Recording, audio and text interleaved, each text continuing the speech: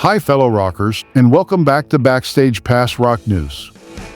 In a candid new interview, MICHAELANTHONY of Van Halen fame pulls back the curtain on the tumultuous Gary Cherone years and the making of the divisive Van Halen III album. Michael paints a picture of a band adrift, stating the recording process was a strange time, with producer Mike Post attempting to exert influence over Eddie Van Halen's creative vision.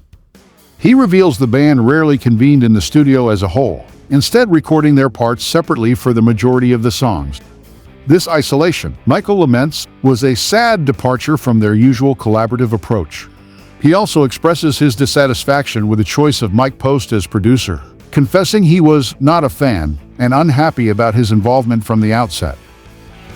Yeah, that was really a strange time because Alex, and during part of that, I remember Alex was going through a divorce, and and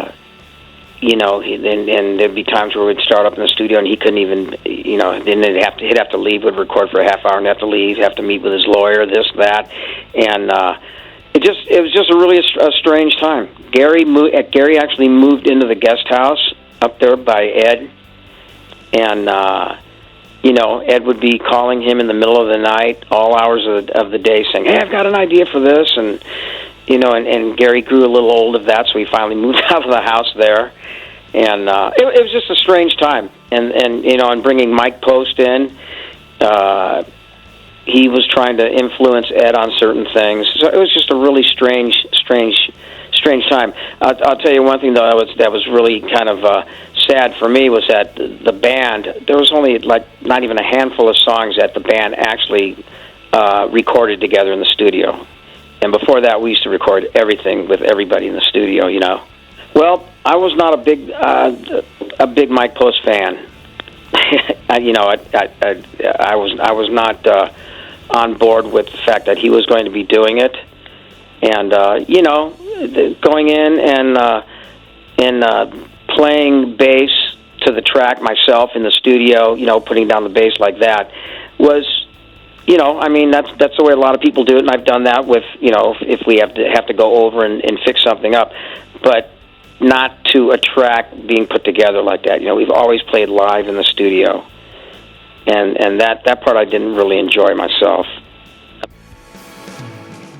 Despite these challenges, Michael admits he hasn't listened to the finished album in years, but plans to revisit it now, acknowledging that there were some genuinely great tracks amidst the turmoil.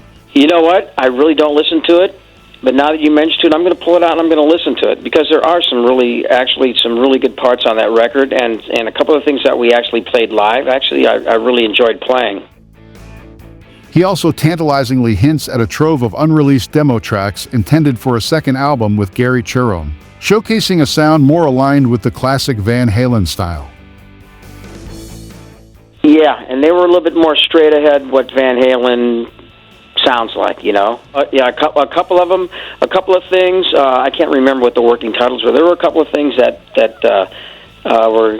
we did not include on Van Halen III that I thought were sounding really good that ended up not being used. So what do you think? Was Van Halen III a good album? And was Gary Cherone a good fit for Van Halen? And what about those leftover demo tracks? Would you have liked to have heard a second album with Gary? Leave us a comment and head over to our latest poll and leave us a vote. Until next time, Rock Rebels, live life loud.